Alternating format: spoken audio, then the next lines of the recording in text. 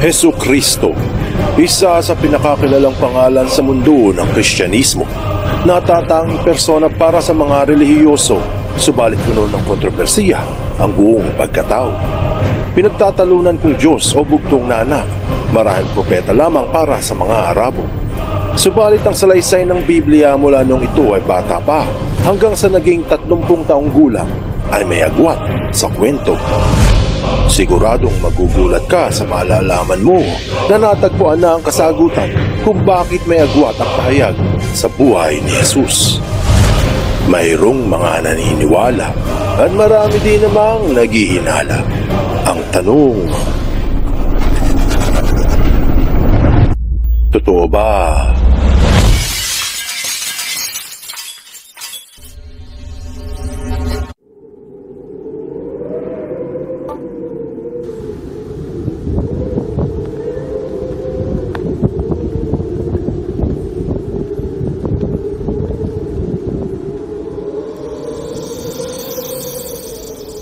Kung sisiyasatin ang bilang ng mga relihiyoso sa Pilipinas, hindi magtataka kung bakit ang bansa lamang ang may pinakamaraming Kristiyano sa buong Asya. Hango sa mga pag-aaral, may mga 90% ng mga Pilipino sa bansa ang nabibilang na Kristiyano. Panglima sa buong mundo ang paniniwala na may pinakamalaking bilang ng mga tagasunod. Dinudumog ng ilang milyon ng mga pagsasalo at selebrasyon na may kinalaman sa pagkapanganak o sa kamatayan ng puno ng relihiyon. Ganun pa man, ang pinakamalaking pananampalataya sa bansa ay ilang daang taon nang may mga pinagtatalunan. Kasama sa mainit na debate ay ang pagkatao ni Jesus, Yehoshua, Jesus, Isa o Yahwashi. Sa anumang wika ang iyong kinikilala, siya ba ang lumikha o bugtong na anak o isang propeta ng Diyos? Ano't ano pa man ang kalalabasan, ang pagtatalo sa pahayag ng Biblia ay sigurado magpapatuloy hanggang sa katapusan ng mundo. Bukod dyan, sinundan pa ito ng mga malalalim na katanungan kung saan ang kasagutan ay mas maila pa sa kisap-matang bulalakaw. Isa na rito ay kung bakit ang salaysay ng Biblia hinggil kay Jesus ay tila may agwat. Mula noong kabataan, mga 12 taong gulang, parang naputol ang kwento at nagpatuloy lang nung ito ay may edad na 30 taong gulang, ang kontrobersyal na The Missing Years. Kung hindi ka pamilyar sa buhay ni Jesus, binanggit sa 2 kabanata ng libro ni Luke o Ebanghelyo ni Lucas, ang kwento ng Biblia sa mga araw ng kanyang kabataan ay natapos nung siya ay pumunta sa templo at kinamanghaan dahil sa kanyang kaalaman. Ang sumunod na kabanata ay nagpatuloy pero sa 15 taon na paghahari ni Tiberius Caesar nung namumuno si Poncio Pilato sa Judea at si Herodes sa Galilee, panahong si Jesus ay 30 taong gulang.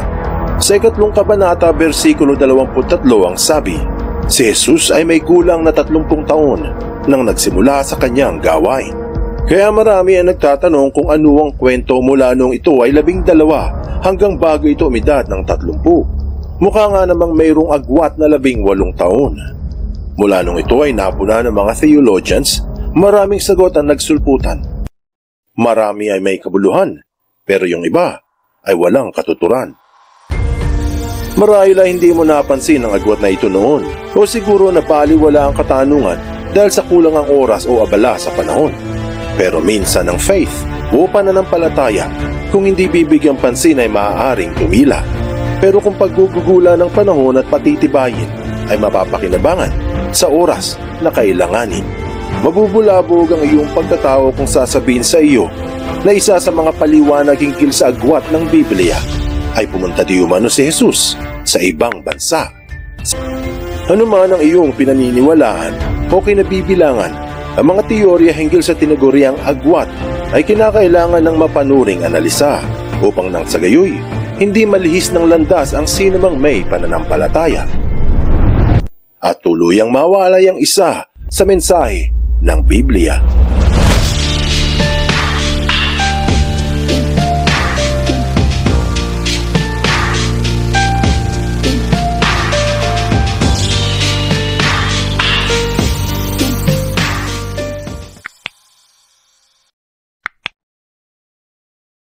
Saan nga ba nagpunta si Jesus?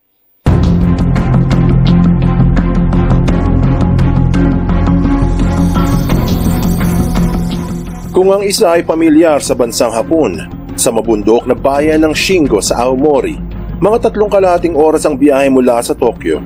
Ayon sa kwento, nagpunta si Jesus doon nung ito ay mga 21 taong gulang.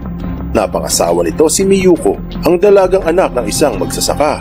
Nagkaroon ng 3 anak at namatay sa edad na 103 taong gulang. Kung hindi ka makapaniwala, heto ang sabi sa Nippon, na matatagpuan ang libingan ni Jesus sa Aomori. Pinagdidiwang taon-taon ang pagkamatay nito sa lugar. At binalita din sa Sora News ang misteryosong mabundok na bayan kung nasaan ang libingan ni Jesus. Hindi lamang sa bansa ng Hapon nagpunta raw ito dahil binalita rin sa Times of India na nagpunta rin si Jesus sa rehiyon ng Ladakh.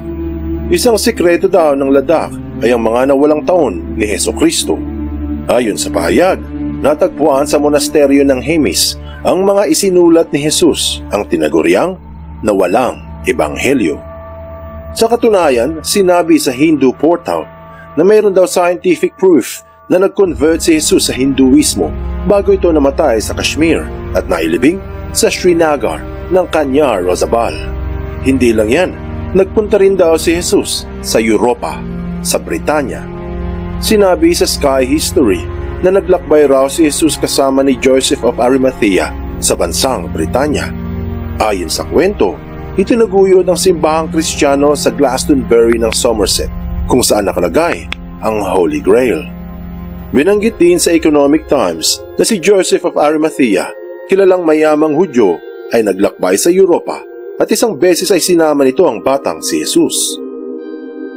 Ilan lamang ang mga ito sa kumakalat na paliwanag kung bakit mayroong agwatang pahayag ng Biblia hinggil sa buhay ng Nazareno. Subalit marami ang nagsasabi na ang tunay na dahilan kung bakit may agwat sa salaysay ay hindi masasagot gamit ang ibang libro o paglalakbay sa ibang bansa, ngunit sa mismong Biblia. Kung babasahin ang mga sumunod na teksto matapos ang naganap sa templo, ang sabi sa 2 kabanata ng libro ni Lucas, umuwi siyang kasama nila at dumating sa Nazareth at naging masunurin sa kanila. Iningatan ng kanyang ina ang mga bagay na ito sa kanyang puso. Lumago si Jesus sa karunungan, sa pangangatawan at naging kalugod-lugod sa Diyos at sa mga tao. Ayon sa mga eksperto, maikli man ang salaysay, marahil ito ang sagot sa kung bakit tila may agwat sa pahayag ng Biblia. Kung iisipin, hindi naman talaga agwat, subalit isa lamang summary o buod ng kwento. Kaya marahil hindi ito umalis ng Israel, katulad ng pahayag ng iba. Mantsakin mo, kung isusulat sa Biblia ang lahat ng ginawa ni Jesus, mula nung ito ay pinanganak hanggang sa noong ipinako ang nawalang 18 taon sa buhay ni Jesus. Baka hindi magkasya sa isang libro ang lahat ng kanyang ginawa. Sa dinami-dami ng mga pagbubukod, kung dadagdagan pa ang nakasulat sa Biblia, siguradong mas marami ang tuluyang malilito. Marahil sa hinaharap, matitigil na ang debate sa pagitan ng mga sumasampalataya dahil kung tutusin, pare-pareho lang naman na nais maging matapat at matuwid ang pamumuhay bilang isang mabuting Kristiyano. Anong aral ang mapupulot dito? Matalinhaga talaga ang pahayag sa Biblia. Malalim ang mensahe pero nauunawaan naman kung busilak ang iyong puso at dalisay ang pagkatao. Pero kung tila maitim ang iyong kalooban at matigas ang iyong ulo, marahil ang pahayag ay malayo at malabo. Sayang naman at hindi ka matututo.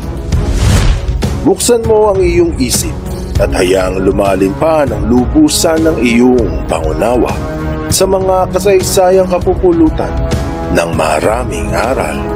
Tandaan, katotohanan ng susi sa tunay na kalayaan.